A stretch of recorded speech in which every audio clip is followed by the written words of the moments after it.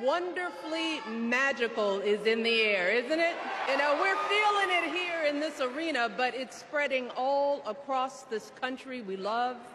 A familiar feeling that's been buried too deep for far too long. You know what I'm talking about.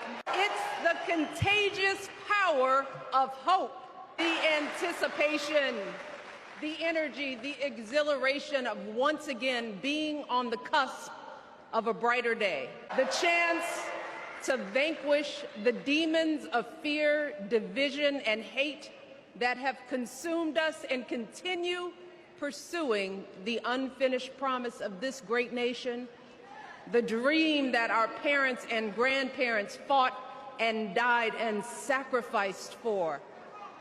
America, hope is making a comeback. But to be honest, I am realizing that until recently, I have mourned the dimming of that hope.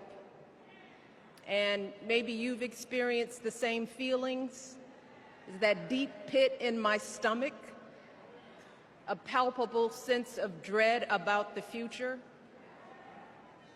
And for me, that mourning has also been mixed with my own personal grief. The last time I was here in my hometown was to memorialize my mother, the woman who showed me the meaning of hard work and humility and decency, the woman who set my moral compass high, poured into me until her very last breath. Kamala Harris and I built our lives on those same foundational values. Even though our mothers grew up an ocean apart, they shared the same belief in the promise of this country. That's why her mother moved here from India at 19. It's why she taught Kamala about justice, about the obligation to lift others up, about our responsibility to give more than we take. She'd often tell her daughter, "Don't sit around and complain about things, do something." With that voice in her head, Kamala went out and she worked hard in school, graduating from an HBCU, earning her law degree at a state school.